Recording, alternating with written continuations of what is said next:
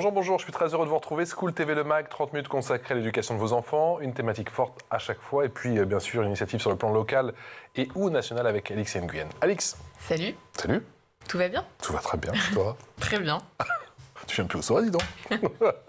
Allez, le sommaire de cette nouvelle émission ne m'empêchez pas d'être maire. Le cri du cœur de Jérémy Gaillard, le Mag reçoit aujourd'hui le jeune édile de Caudreau, village du sud Gironde. Il compte dans un livre son quotidien rythmé par les combats et les nombreuses galères. Dans ce Mag, il y aura aussi les défis éducatifs, bien sûr, de la ville de Caudreau. Quels sont les besoins des élèves, les attentes des parents aussi? Quelles actions éducatives sous l'impulsion de la municipalité? Puis il y aura une loupe avec Alix. Et je vous parle d'un phénomène qui va crescendo, c'est la démission des maires. Dans un instant, on y va.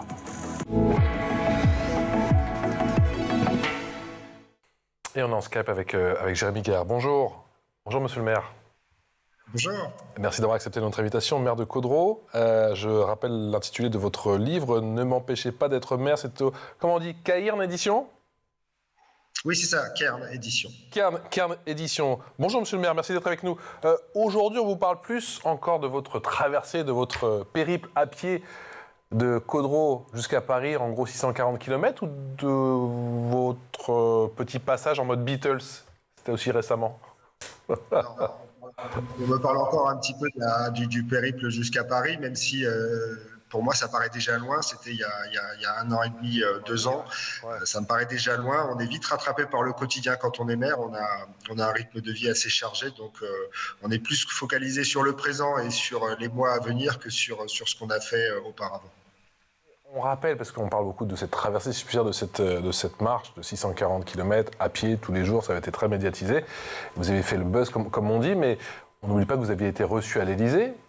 Au final, ça a été anecdotique ou pas? Quelles promesses ils vous ont fait à l'époque? C'était, je pense que ça n'a pas révolutionné le monde des collectivités territoriales. Je n'avais pas cette ambition en partant.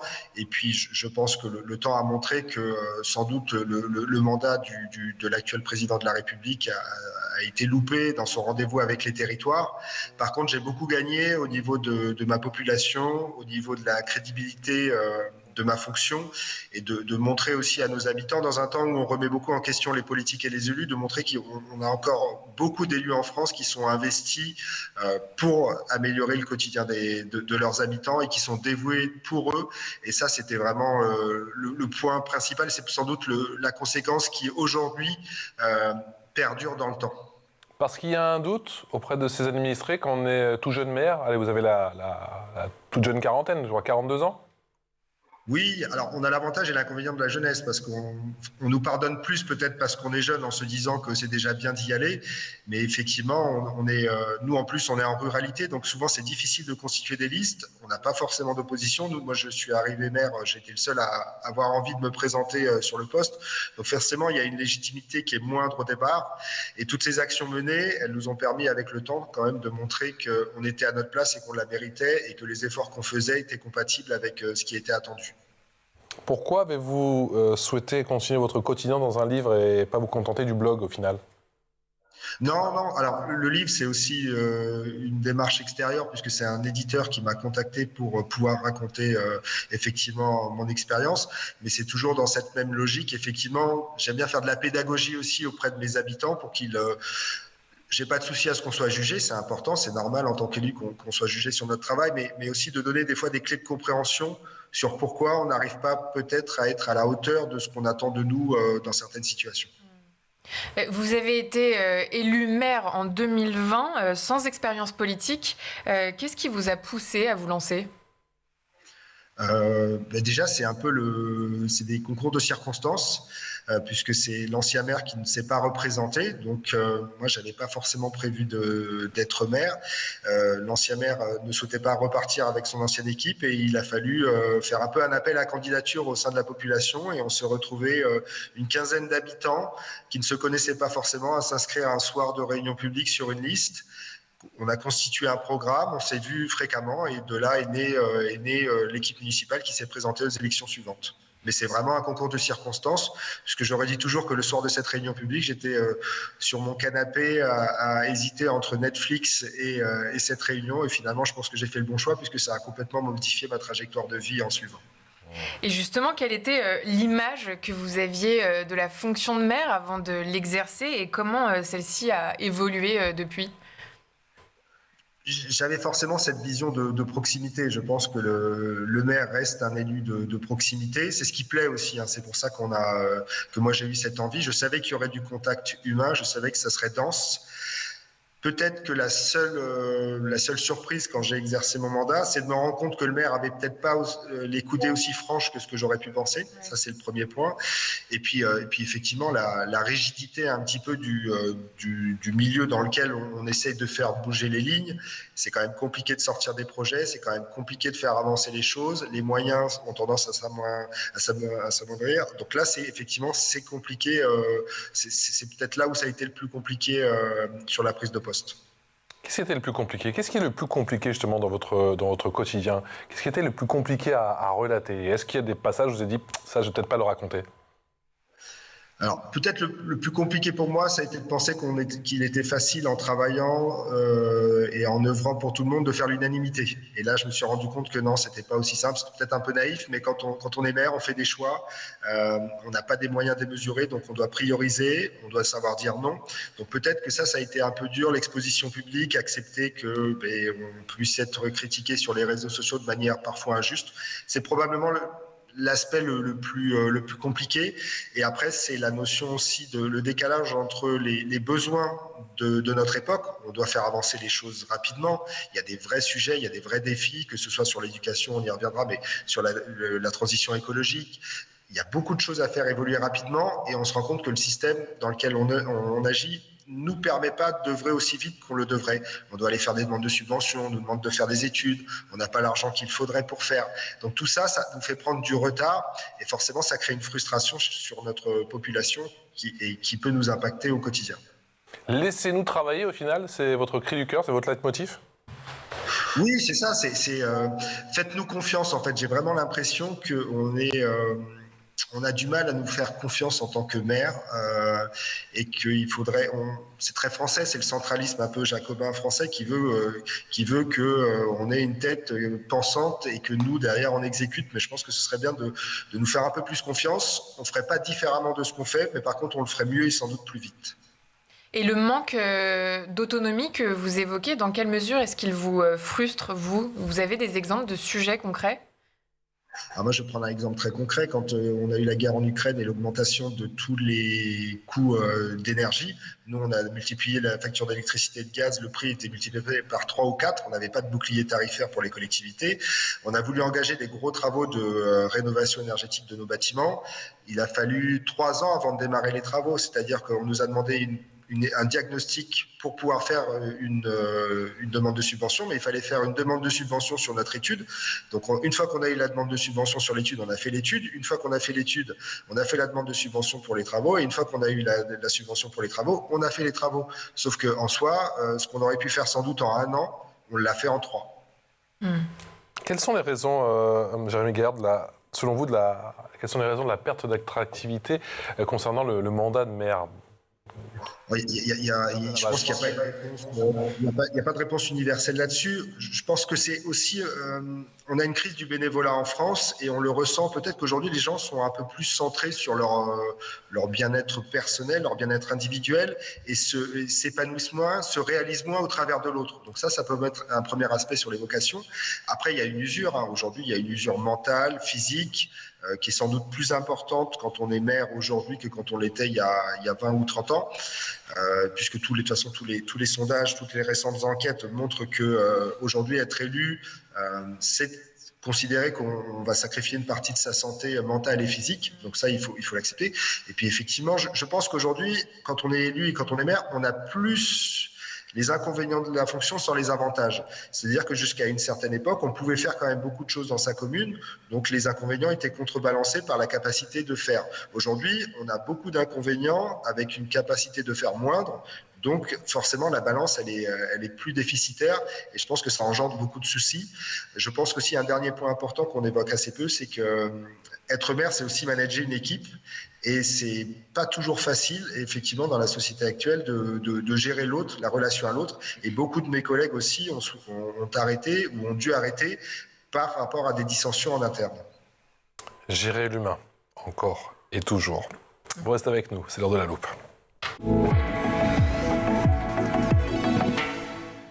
Et aujourd'hui, on s'intéresse à un phénomène qui est de plus en plus visible en France, la démission des édiles, la démission des maires. Oui, on vient de l'évoquer. Ces derniers mois, plusieurs élus locaux ont choisi de quitter leurs fonctions, parfois brutalement, dénonçant un contexte devenu trop pesant. Les démissions des maires semblent s'accélérer et mettent en lumière les difficultés vécues. Quelques cas récents ont retenu mon attention, à commencer par le dernier en date, Jean-François Foutaine, maire de La Rochelle. Après 11 ans à la tête de la ville, il vient tout juste d'annoncer sa démission. Il ne part ni à cause d'un scandale, ni sous pression politique. Il évoque simplement la nécessité de tourner la page et de passer la main. Un peu plus tôt, en janvier dernier, Marie Co, première maire transgenre élue en France dans le village de Thilois-les-Marchiennes, a aussi démissionné. Elle a qualifié son départ de grand soulagement sans vouloir entrer dans les détails. La maire a parlé d'une fatigue et de tension personnelle. Il y a aussi le cas de Delphine Labaïs, maire de Périgueux, que nous avons reçu ici d'ailleurs, en décembre dernier. Elle a annoncé se mettre en retrait de son mandat, évoquant des violences verbales répétées et une fatigue morale importante. Et puis enfin, il y a Camille Pouponneau, maire de Pibrac en Haute-Garonne, qui a quitté ses fonctions à seulement 35 ans. Cette décision, elle l'explique par un épuisement profond, un sentiment d'impuissance face au manque de moyens financiers et humains, mais aussi un stress constant. Ces cas ne sont pas isolés, on l'a dit, selon les chiffres communiqués en novembre dernier lors du congrès de l'Association des maires de France. Plus de 2400 maires ont démissionné en France depuis le début du mandat municipal de 2020. Ça représente une moyenne de 40 départs supplémentaires chaque année par rapport au mandat précédent. Et puis, autre donnée marquante, une étude menée en 2024 par le CNRS et Sciences Po révèle que 83% des maires considèrent leur mandat comme néfaste pour leur santé. Entre la complexité administrative, les violences verbales et une pression toujours plus forte, l'engagement local devient de plus en plus difficile à soutenir. Monsieur le maire, vous avez déjà songé à tout arrêter ? Alors, il est déjà arrivé qu'en rentrant chez moi le soir, honnêtement, vous vous posez sur le canapé et vous vous dites pourquoi je fais ça ? Oui, effectivement, vous avez des moments où vous avez le sentiment qu'il y a un décalage profond entre les sacrifices que vous faites, personnels aussi, familiaux, professionnels, et des fois le retour d'une petite frange de la population. Effectivement, ça peut être frustrant. Après, de là avoir eu envie de démissionner, non, honnêtement non. Moi, j'ai la chance aussi à Caudreau d'être très bien entouré par une très bonne équipe, et ça joue aussi quand vous ne vous sentez pas seul, ça facilite les choses. Mais oui, il y a des moments comme partout, il y a des moments il y a des hauts et il y a des bas. Mais vous partagez ce constat, la charge est écrasante pour les élus et de plus en plus ? Oui, la charge elle est importante, et surtout qu'il y a un sujet qu'on aborde assez peu, c'est-à-dire que nous, on nous voit toujours, vous voyez, la première chose souvent qu'on me demande, c'est le nombre d'habitants de ma commune. Comme si ma compétence ou le temps que je passe pour ma commune était souvent lié au nombre d'habitants que j'administre. Mais en fait, on n'est pas du tout là-dedans, c'est-à-dire que moi j'ai 1200 habitants sur Caudreau, mais c'est un plein temps pour moi, auquel je rajoute une vie familiale et une vie professionnelle à côté, puisque mes indemnités ne me permettent pas de couvrir, d'y être à plein temps pour payer toutes mes charges personnelles. Donc voilà, c'est vrai que c'est compliqué, la charge elle est lourde, on y passe énormément de temps, et nous dans la ruralité en plus on a une polyvalence qui est extrêmement chronophage. On doit être directeur de projet, directeur des ressources humaines, on doit faire de la veille juridique, on doit des fois aller manutentionner parce que nos équipes sont pas disponibles. Donc voilà, mais c'est ce qui, je veux pas qu'on soit que dans le négatif, c'est aussi ce qui rend la fonction extrêmement intéressante.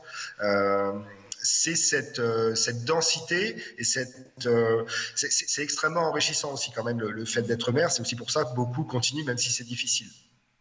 Il a fallu trouver le bon calibrage, le bon ton justement dans votre ouvrage pour pas que ce soit trop larmoyant, pour pas que ce soit trop caricatural aussi. C'était l'idée. Alors, dans toutes les actions que j'ai menées, même en allant à Paris, j'essaye de faire preuve d'équilibre. C'est-à-dire que quand je suis allé à Paris, je me plains effectivement de l'investissement de l'État sur nos territoires, mais sans jamais tomber dans quelque chose de cliché. Et je pense aussi que les élus doivent faire aussi leur autocritique, et nous aussi, on doit réfléchir à la meilleure manière de procéder pour que tout se passe bien. On a une tendance peut-être parfois à rejeter la faute toujours sur les autres, mais nous aussi, on doit faire ce travail en interne. Voilà, j'essaie vraiment d'avoir un discours équilibré pour pas tomber dans le cliché et aussi pour pouvoir être entendu. Je pense que quand on simplifie trop les idées, c'est pas une bonne manière de fonctionner. Quels sont les défis éducatifs à Caudreau ? Alors nous, on en a pas mal. Hein. On a forcément, on est dans un territoire qui n'est pas très riche, où on a un taux de chômage un peu plus élevé que la moyenne du département ou la moyenne nationale. Donc déjà, on a ce premier enjeu de comment l'école est un levier de l'ascenseur social. Donc nous, c'est extrêmement important déjà d'agir là-dessus. Après, l'école, elle est multiple, ça renvoie à énormément de facettes. Quand on préparait cette interview, il y a beaucoup de sujets. Il y a le périscolaire, il y a la restauration, il y a la continuité pédagogique, il y a la sécurité, il y a l'inclusion. Donc effectivement, l'école, c'est un peu le condensé de énormément de thématiques. Et puis c'est la préparation de l'avenir. Donc il est pour nous fondamental. Cette année, quand j'ai fait le congrès des maires de France, alors il y a 2 ans, le premier mot qu'ils avaient à la bouche, c'était l'argent, le budget, très inquiet. Cette année, ils étaient aussi très inquiets par la dimension budgétaire, et on peut y revenir bien sûr avec vous, monsieur le maire, mais le premier mot qui leur venait à la bouche, c'était les classes, fermeture de classes. Vous avez été confronté à ça ou pas ? Alors nous, aujourd'hui, on n'est pas confronté à cette problématique-là. Quand on est arrivé en 2020 sur la commune, on avait une centaine d'élèves pour 5 classes sur l'école de Caudron. On a 2 classes maternelles et 3 classes de primaire. On était redescendu à 95, 90 1 ou 2 ans après, et on a fait un gros travail, nous, d'urbanisme sur la commune, justement pour faire revenir des habitants dans notre commune au travers de différents leviers de rénovation de logements, de sortie de vacances des logements existants, d'éviter la division de nos maisons pour justement qu'on ait des familles qui s'installent plutôt que des personnes qui vivent seules. Et aujourd'hui, on est sur une école qui compte aux alentours de 110 enfants pour les 5 classes. Donc on est à 22 enfants par classe en moyenne, donc on est plutôt assez stable et sécurisé. Ce dont on se rend compte, c'est qu'on n'a pas beaucoup de naissances sur notre commune par an, mais par contre on a beaucoup d'arrivées. Donc finalement, on est sur une belle stabilité, et à 110 enfants, on est très bien. Notre inquiétude, ce serait plutôt qu'on en ait 5 ou 10 de plus, qui ferait qu'on aurait peut-être besoin d'ouvrir une classe supplémentaire. Mais j'ai mes collègues à côté, certains qui effectivement ont des difficultés de fermeture de classe. Notre gros dossier, monsieur le maire, c'est la restauration scolaire. Oui, nous, alors on a plusieurs sujets. Là, aujourd'hui, on a lancé un plan de rénovation de l'école pluriannuel. On démarre cet été. Donc, on a 3 phases de restructuration de l'école pour l'adapter à nos futurs besoins, avec des choses assez classiques, à refaire les classes pour améliorer le confort des enfants, mais aussi on a revu la disposition des pièces et des espaces pour que ce soit plus fluide. Et une fois qu'on aura mené cette première phase, on a la volonté, nous, de repositionner la cantine scolaire au sein de l'école, puisqu'aujourd'hui elle est dans un bâtiment annexe, pour plein de raisons. Déjà parce qu'on souhaiterait pouvoir installer un self pour nos élémentaires, pour effectivement favoriser la passerelle avec le collège, mais aussi pour faire un double service qui permettrait d'avoir plus de temps libre pour les enfants sur la pause méridienne, parce qu'on se rend compte que dans le fonctionnement qu'on a aujourd'hui, la pause est assez courte et que le retour en classe est souvent un peu difficile parce qu'ils n'ont pas assez eu le temps de se défouler. Et après, on a au travers de ce projet-là aussi une volonté d'éducation au goût qui pour nous est très importante. Et s'agissant de vos habitants adolescents, est-ce que vous leur proposez des activités ou du moins des ateliers extrascolaires, notamment pour ceux les plus en difficulté ? Oui, on travaille aussi sur tous ces aspects-là. Le périscolaire, souvent, il faut bien voir que pour les enfants qui vont au périscolaire, il y a des enfants qui sont amenés tôt à l'école le matin, qui repartent tard le soir et qui peuvent passer entre 2 et 3 heures par jour au périscolaire. C'est-à-dire qu'ils vont presque passer plus de temps sur le périscolaire que chez eux avec leurs parents. Donc il est important que nous, on puisse proposer une offre qui permet aussi aux enfants de s'épanouir et de se construire. On a récupéré en interne depuis 1 an et demi la compétence périscolaire. Donc justement, on est en train de la structurer, notamment à partir de la rentrée prochaine, pour vraiment avoir quelque chose une offre mieux organisées et qui correspondent plus à ce que nous, on souhaite apporter aux enfants qui restent longtemps sur ces temps. Et budgétairement parlant, justement, le périscolaire, ça devient un casse-tête? Alors non, nous, ça ne devient pas un casse-tête parce qu'en fait, finalement, en reprenant en interne notre compétence, on a récupéré un peu de sous. Puisque forcément, on a pu faire des réajustements au niveau notamment des ressources humaines pour dégager de la masse salariale qu'on réinjecte dans la rénovation des bâtiments et dans l'achat de matériel. Donc pour nous, c'est pas tellement un sujet financier, le périscolaire. Et j'ai presque envie de vous dire, nous, à Caudron, on considère qu'un euro dépensé à l'école, c'est sans doute l'euro le mieux dépensé. Et puis, moi, je ne fais pas de politique, donc je suis assez libre de le dire, mais si on était politique et qu'on faisait du calcul électoral, quand vous faites plaisir à un enfant à l'école, vous faites plaisir à 3 personnes à Caudron, puisque vous faites plaisir à un enfant et 2 parents avec. Donc je pense que les investissements sur l'école, c'est sans doute ce qui est le plus nécessaire dans nos communes. Et en termes d'accès à la culture, parce qu'on le sait, c'est un sujet dans les zones rurales, qu'est-ce que vous proposez ? Alors c'est là sans doute, il y a encore beaucoup de travail à mener sur parfois la fracture entre la ville et la campagne sur cet accès à la culture. Aujourd'hui, c'est plutôt le projet pédagogique. Le projet pédagogique mené par les équipes enseignantes qui arrivent à agir sur ce levier, puisqu'ils font beaucoup de sorties, notamment sur Bordeaux, et les enfants bénéficient quand même de beaucoup de sorties sur les parties culturelles. Nous, on a un projet qui est plutôt à moyen terme, où on aimerait, pourquoi pas, proposer sur Caudron le principe de la microfolie, qui permet d'avoir des reproductions d'œuvres d'art à proximité et à disposition du public. Donc c'est un projet sur lequel on réfléchit depuis quelques temps. Après, on travaille, on essaye de mener des projets à notre niveau. Au niveau communal, on a mené il y a 2 ans ce qu'on a appelé nous le passeport citoyen, c'est-à-dire qu'on a souhaité que les enfants puissent participer à un certain nombre de manifestations sur la commune tout au long de l'année, que ce soit venir au bureau de vote pour les élections, venir au monument aux morts pour les cérémonies, rencontrer différents corps de parlementaires, justement pour les intégrer à toute cette vie citoyenne et favoriser aussi effectivement le moment où, quand ils seront adolescents, il y ait moins de freins et moins de freins à leur ambition pour aller effectivement sur des strates scolaires plus importantes.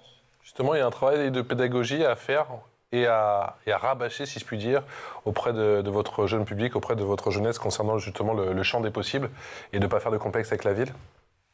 Oui, de toute façon, je veux dire, tous les ans, les jeunes, ils changent, donc tous les ans, vous êtes obligés de vous relancer dans le combat. Mais c'est vraiment un sujet qui me tient à cœur aujourd'hui et dans lequel je pense que j'essaierai de m'investir dans les prochaines années. C'est que moi, j'ai été élu maire jeune et c'est vrai que j'ai eu au départ le sentiment que c'était pas pour moi. Et finalement, je me suis assez vite rendu compte que effectivement, le champ des possibles, il était ouvert à tout le monde. Et c'est vraiment le discours qu'on essaie de porter auprès de nos jeunes. C'est que tout est possible, il faut qu'ils s'en donnent les moyens, ils n'ont pas moins de chance que les autres, mais il est vrai que quand on est à la campagne, quand on est dans la ruralité, notamment dans des territoires comme les nôtres, on sent qu'on a peut-être des fois une forme de syndrome de l'imposteur ou de syndrome qu'on est moins bon que les autres. Et ça, il faut qu'on arrive à casser cette dynamique, mais c'est pas toujours évident. Ça veut dire aussi que vous allez mener des actions sur le sujet de l'orientation, les sensibiliser à des filières, des corps de métier, des grandes écoles. Alors là, c'est plutôt le rôle du collège. On arrive plutôt c'est la partie plutôt au niveau du collège que ces phénomènes d'orientation doivent se faire. J'entends la ministre Elisabeth Borne qui disait qu'en maternelle, on doit choisir son orientation, mais je pense que ça me paraît un peu prématuré. Mais nous, effectivement, aujourd'hui, on est en 2025, on a des élections qui vont arriver l'année prochaine. On commence à réfléchir aux nouveaux axes de travail qu'on souhaite proposer à la population pour la période 2026, 2032 ou 2033. Forcément, ça, c'est un axe sur lequel on veut travailler de manière plus globale, pas que sur les jeunes. On a une réflexion sur comment on remet l'habitant au centre de la sphère publique, parce que je pense que plus globalement aujourd'hui dans la société, les lieux de débat, les lieux de discussion sont de plus en plus compliqués à mettre en place, et ce qui fait qu'on a une société de plus en plus tendue et clivée. Donc on réfléchit globalement comment on peut travailler sur cet axe-là, mais forcément on a besoin des enfants et on doit intégrer les enfants à cette logique. Monsieur le maire, peut-être une réaction, c'est vrai, à ces quelques heures qui ont été encore une fois percutées par l'actualité. Puisque dans un établissement, une assistante scolaire a perdu la vie, elle a été tuée à raison de coups de couteau par un enfant de 14 ans. Il me semble que tout à l'heure, quand vous avez égrené vos priorités, vos défis éducatifs, vous avez parlé de sécurité. C'était la sécurité alimentaire ou c'était la sécurité justement pour les scolaires et quel est l'état de votre jeunesse dans vos communes, dans vos villages, en ruralité, concernant la violence? Nous, forcément, il y a une inquiétude quand on voit ce genre de phénomène. C'est ce qui est inquiétant. Bon, moi, je suis père de 4 enfants aussi, donc, et je suis un habitant comme tout le monde. Donc, c'est toujours compliqué de se dire que vous partez au travail le matin, vous ne pouvez ne pas revenir, ou que c'est un de vos proches qui peut ne pas revenir. Aujourd'hui, oui, il y a un sujet de sécurité. On le sent, nous, principalement, sur 2 aspects, j'allais dire. Parfois, les tensions qui peuvent exister entre les parents qui remettent en question les méthodes éducatives des enseignants. Donc nous, il arrive souvent qu'on fasse le tampon sur ces aspects-là. Et le deuxième sujet qui revient souvent, c'est les notions de harcèlement, de discrimination, puisque même moi, dans une commune comme la mienne, je dois, de manière assez régulière, c'est pas toutes les semaines, mais j'ai quelques sujets dans l'année où on intervient pour des problématiques de harcèlement, de discrimination. Et c'est plus là où je suis inquiet, où effectivement j'ai l'impression qu'on a des thématiques qui n'existaient pas il y a 10 ans, 20 ans dans nos écoles, qui aujourd'hui sont arrivées. Et on a toujours considéré que l'école c'était un sanctuaire.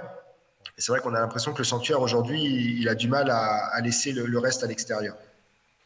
Merci beaucoup, monsieur le maire. Merci pour votre témoignage. C'était un vrai plaisir de vous avoir pendant cette demi-heure avec Alix sur le plateau de School TV, le MAG, Jérémy Gaillard, maire de Caudreau. Je rappelle le titre de votre ouvrage, Ne m'empêcha pas d'être maire, c'est chez Kern Édition. Passez une excellente journée en notre compagnie. Alix, on se retrouve demain. À demain. À demain. Ciao. Bonne journée.